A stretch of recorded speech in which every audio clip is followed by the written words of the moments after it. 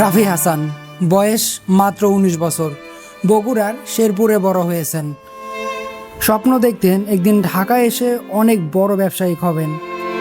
তার প্রথম মোটরসাইকেলটি তার বাবা কিনে দিয়েছিলেন অনেক কষ্টে উপার্জিত টাকা থেকে। তার বাবার স্বপ্ন ছিল ছেলে পড়াশোনা করবে, বড় হবে এবং তার যেন যাতায়াতে কোনো সমস্যা না হয়। সেক্ষেত্রে 28 মে 2026 সন্ধ্যা নামছে। রাফি বন্ধুদের সাথে বাইক নিয়ে বেরিয়েছে, কিন্তু কেউ জানতো না এটাই হবে তার শেষ যাত্রা।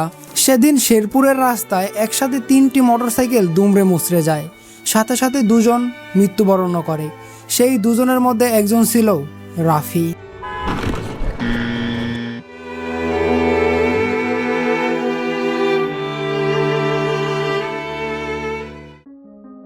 রোড সেফটি ফাউন্ডেশনের এক প্রতিবেদনে উঠে এসেছে চাঞ্চল্যকর তথ্য। বাংলাদেশে 2020 সাল থেকে 2026 সালের জুন পর্যন্ত মোটরসাইকেলে প্রাণ হারিয়েছেন 15,712 জন মানুষ। এরই সাথে আহত হয়েছেন আরও 14,143 জন মানুষ। মানে প্রতিদিন গড়ে 7 জন মানুষ বাংলাদেশে মোটরসাইকেলে মৃত্যুবরণ করেন। এর মধ্যে রয়েছে আপনার আমার বাবা, ভাই, বোন কিংবা আত্মীয় স্বজন, যারা এই সড়ক দুর্ঘটনায় প্রাণ হারিয়েছেন। আর এর মধ্যে সবচেয়ে ভয়ঙ্কর তথ্যটি হলো, যারা মারা যাচ্ছেন তাদের বয়স 13 থেকে 35 বছরের মধ্যে। মানে হলো দেশের সবচেয়ে সম্ভাবনাময় প্রজন্মটাই মৃত্যু ঝুঁকিতে রয়েছে সবচেয়ে বেশি।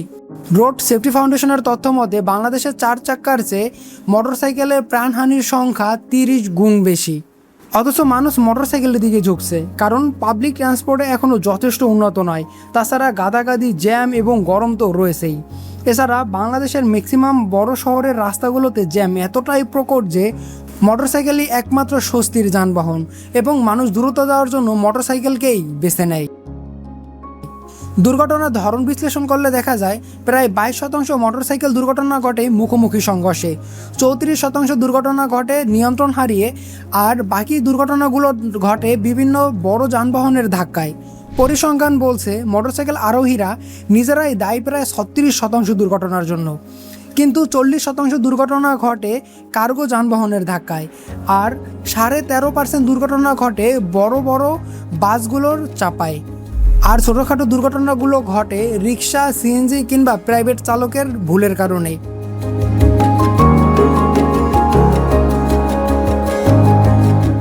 কিন্তু বাংলাদেশের বাস্তবতা হলো বেশিরভাগ ক্ষেত্রেই মানুষ হেলমেট পরে না। যদিও কিছু মানুষ হেলমেট ব্যবহার করে, কিন্তু সেগুলো কখনোই মানসম্মত হেলমেটের মধ্যে পড়ে না। এ ব্যাপারে বাংলাদেশের মানুষ উদাসীন। এছাড়া আরও একটি গভীর সমস্যা রয়েছে, আর সেটি হলো বিজ্ঞাপন। মোটরসাইকেলের কোম্পানিগুলো বিজ্ঞাপনের ভাষা আর স্টাইল তরুণদের মধ্যে বেপরোয়া গতির প্রতি আকর্ষণ বাড়িয়ে দেয়। গতি যেন এক ধরনের হিরোইজম হয়ে উঠছে বিজ্ঞাপনের পর্দায়। আর সেই গল্প যখন মানুষ বাস্তবে রাস্তায় করতে যায় তখন ঘটে প্রাণহানির ঘটনা। এছাড়া রয়েছে রাজনীতিতে মোটরসাইকেলের শোডাউন। রাজনীতিতে মোটরসাইকেলের শোডাউন করতে গিয়ে এরকম অনেক ঘটনা ঘটেছে যেখানে মানুষ মারা যাচ্ছে।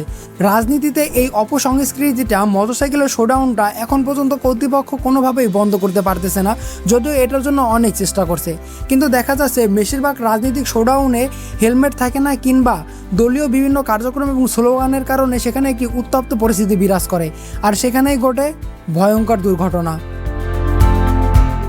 এই সব কিছু বিবেচনা করে বাংলাদেশ থেকে দুর্ঘটনা কমানোর জন্য রোড সেফটি ফাউন্ডেশন কিছু বিষয় সুপারিশ করেছে, যেগুলোর মধ্যে রয়েছে মোটরসাইকেল নিরাপত্তা প্রযুক্তি ও নজরদারি বসানো, মানসম্পন্ন হেলমেট বাধ্যতামূলক করা, ট্রাফিক আইনে কঠোর প্রয়োগ, শিক্ষা প্রতিষ্ঠানে সচেতনতামূলক কার্যক্রম বৃদ্ধি করা, সামাজিক যোগাযোগের মাধ্যমে বিআরটিসির আরও বেশি করে বিজ্ঞাপন দেওয়া যাতে মানুষ সচেতন হয়, মোটরসাইকেলের বিজ্ঞাপনদাতা প্রতিষ্ঠানগুলোর ভাষা এবং তাদের স্বভাব পরিবর্তন করা, নিরাপদ সড়ক অবকাঠামো গড়ে তোলা, এবং সবচেয়ে জরুরি এবং সাশ্রয়ী সেটা হলো যাত্রী বান্ধব গণপরিবহন ব্যবস্থা করা। কারণ গণপরিবহন যখন যাত্রী বান্ধব হবে তখন মোটরসাইকেলের চলাফেরা অনেকটাই কমে যাবে। রাফি হাসানের বাবা আজও তার ছেলের ফটো বুকে জড়িয়ে রাখেন। প্রতিদিন সন্ধ্যায় দরজার দিক অপলক দৃষ্টিতে তাকিয়ে থাকেন, যেন ছেলে এখনই বাইক নিয়ে ঘরে ফিরবে।